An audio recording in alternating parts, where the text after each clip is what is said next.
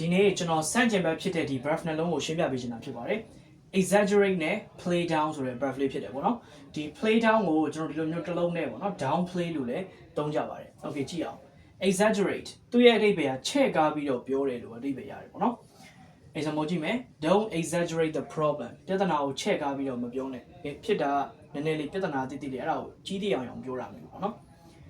He tends to exaggerate his achievements. သူကသူ့ရဲ့အောင်မြင်မှုတွေကိုချဲ့ကားပြီးတော့ပြောလို့ရှိတယ်ပေါ့နော်။အောင်မြင်တာကနည်းနည်းလေးဒါပေမဲ့ तू ကချဲ့ကားပြီးတော့ပြောတာအကြီးအောင်မြင်တယ်လို့ချဲ့ပြောတာအဲ့လိုမျိုးပေါ့နော် exaggerate play down downplay သူ့ရဲ့အဓိပ္ပာယ်ကကျတော့ short ပေါက်ပြီးတော့ပြောတယ်ပေါ့နော် okay အရေးကြီးအောင်အရေးမကြီးတဲ့အောင်ပြောတာဆက်လို့ဖြစ်မှာ okay ဒီအရေးမကြီးအရေးမပါတယ်လို့ပြောတယ်ဟုတ်ပြီနော်ဒါ play down downplay example ကြည့်အောင်She played down her success and remained humble. သူမရဲ့အောင်မြင်မှုကို play down လုပ်တယ်ပြောချင်တာသူမရဲ့အောင်မြင်မှုကတကယ်တမ်းတော့ကြီးရယ်ပေါ့နော်အဲ့ဒါကိုမှတိတ်ပုံမှန်မှာပဲပေါ့နော်အရင်မအောင်မြင်တဲ့ပုံစံလိုမျိုးအဲ့လိုမျိုး play down လုပ်ပြီးတော့ပြောတယ် and remain humble okay ဒါ humble ဖြစ်တယ်ပေါ့နော် okay ဒီကိုယ့်ကိုနှိမ့်ချပြီးတော့နေတယ်လို့ပြောချင်တာပါ okay play down her success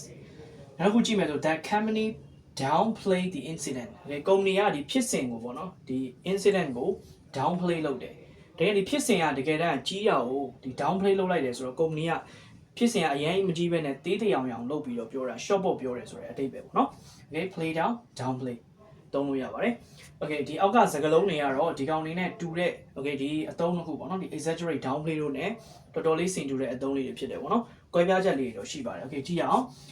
exaggerate နဲ့တူတာတွေက make a mountain out of a molehill okay နောက်တစ်ခုက blow something out of proportion overstate ဒီ overstate ကတော့အများသောအားဖြင့် writing တွေမှာအသုံးများတယ်ပေါ့နော် lay it on thick okay ဒီ lay it on thick စကားပြောမှာအရင်အသုံးများပါတယ် okay exaggerate လုပ်တယ်ဆိုတော့အဓိပ္ပာယ်ရပါတယ် downplay နဲ့တူတာတွေကကြတော့ make light of gloss over sugarcoat understate ဒီအသုံးလေးတွေဖြစ်ပါတယ် okay အားလုံးပဲနားလည်မယ်လို့မျှော်လင့်ပါတယ် bye bye see you in the next video